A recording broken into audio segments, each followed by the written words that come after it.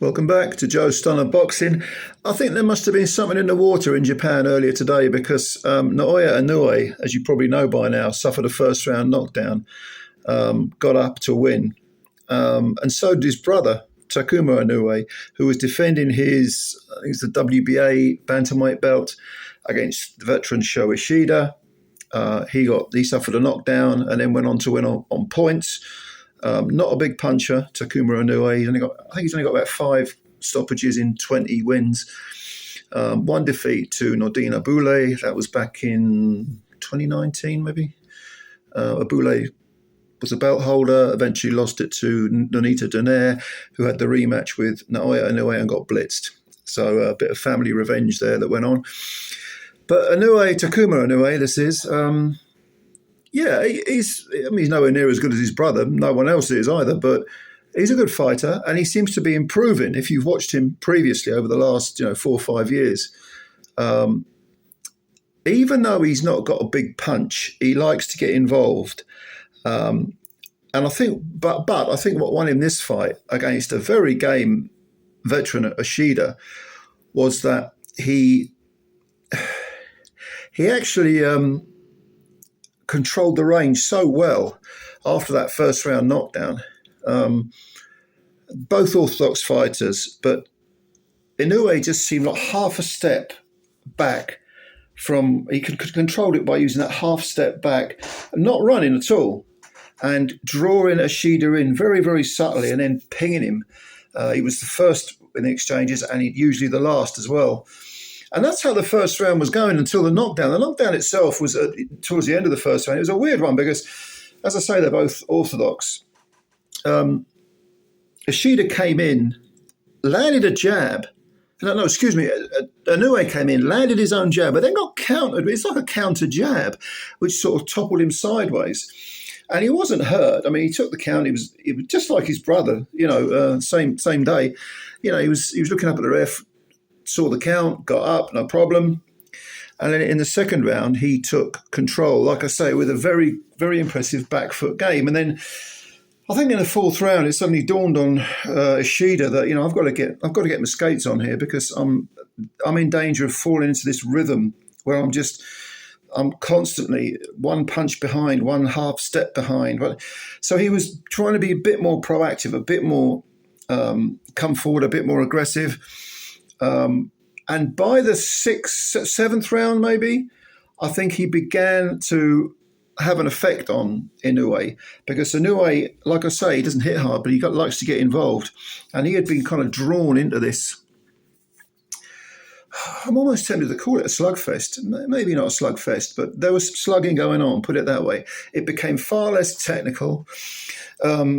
Ishida, very much to his credit, was able to take away the initiative, take away the range, the control of the range from Inoue, getting much closer, and then they started exchanging. Now, it was, for a lot of it, 6 of one, half dozen of the other, but you got the feeling that momentum-wise, Ishida was coming back into it.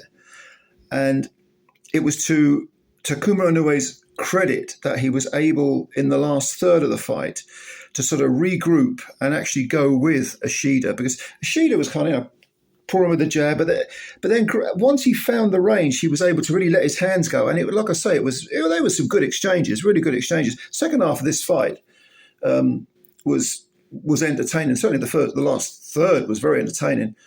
But I just thought that even though Ishida, I felt, was dominant in the middle rounds until about the 10th, then I thought Inoue, and there were a couple of swing rounds, but I thought Inoue probably edged just by landing 1 or 2 extra punches, maybe finishing the exchanges a little stronger. It was a case of Ishida would start the exchanges and have success, but then Inoue would be able to come back and maybe have the last word.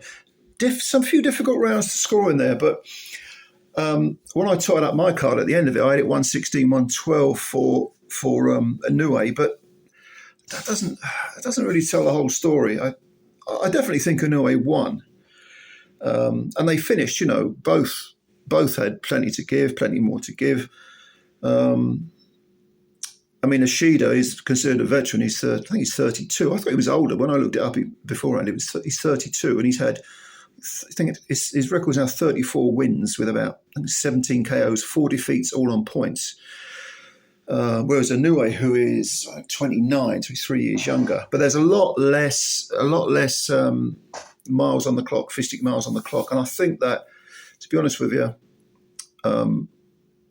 I think Inoue has improved quite a bit actually from when I've seen him, and this, like I say, was a defense of his belt.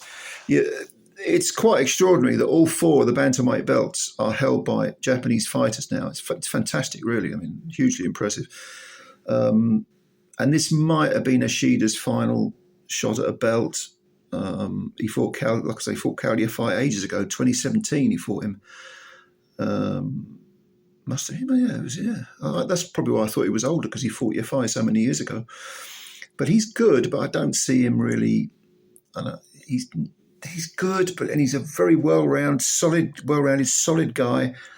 I think what might let Takuma Inoue down long term is his lack of power, because it doesn't bode well when you consider his style, which is to get involved. He's got some skills, no doubt about it. The back foot game's very, very good, but he just likes to have a punch up. And I think as fights progress over 12 rounds and he gets a little tired, he's tempted to sort of sit down more on his shots, and he just doesn't quite got the power to keep people off. But he is improved. He has improved, and he might even be a better fighter for these 12 rounds with Ishida, because he had to work. Ishida, as always, he made the opponent work for the win. Definitely.